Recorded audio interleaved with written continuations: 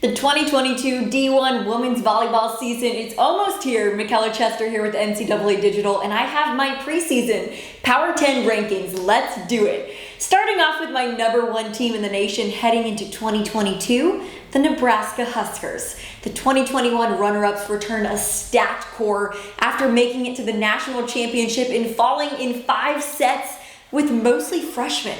They lose the legendary Lauren Stivrins and Kayla Caffey, but Caitlin Hort transferred to the program from Penn State. You've got Freshman of the Year Lexi Rodriguez, Maddie Kubik, their leading scorer, Nicklin Haynes, and then 2 more standout freshmen from last year, Allie Batenhorst and Lindsay Krause. Clear number 1 in my book. At number 2, I've got Texas, another clear pick with Logan Eggleston returning. Then listen to this lineup. They brought in Maddie Skinner from Kentucky and Zoe Fleck, a star libero from UCLA, and they return Asia O'Neal, Molly Phillips, and Melanie Parra.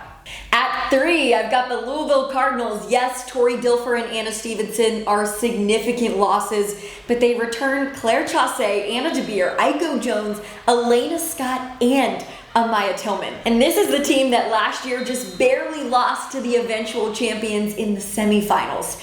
At 4, reigning national champion, Wisconsin. This is still a star-studded team, but they start outside the top 3 after losing Player of the Year Dana Redke, Sydney Hilly, and Lauren Barnes. Kelly Sheffield will try to fill those holes, though, with Kansas transfer Caroline Crawford and likely Chanel Bramschreiber from Baylor. At 5, I'm going with Ohio State. They've had success in the Big Ten with a young group that is pretty much all back this year, led by Emily Londot, Mac Podraza, Riley Rader, and Kylie Murr. 6 through 10 is where it's tough, and you might be surprised by this next one, but listen to this. I'm going with UCLA at 6. They lost Mac May. Considerable loss, right?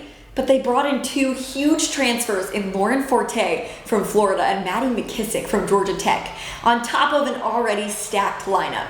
At 7, I'm going with Minnesota. Without Stephanie Samity, I feel like 7 is a good spot for them. They're still a solid program with good coaching, and they return a huge leader in Cece McGraw, on top of Jenna Wenas, Taylor Landfair, and Melanie Schaffmeister. And they picked up Erica Davis from Ohio State out of the transfer portal.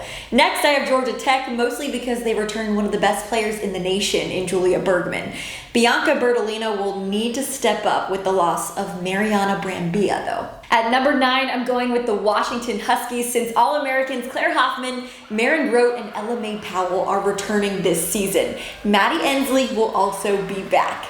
Then lastly, at number 10, I struggled here between teams like Pitt and Kentucky. Pitt brings back just 1 All-American in Serena Gray after losing a talented group of seniors. Kentucky lost Allie Stumler and Maddie Skinner, but they bring back 2 All-Americans in Azani Teeler and Emma Groen, plus Penn State transfer Adana Rollins. So I went with the Wildcats here.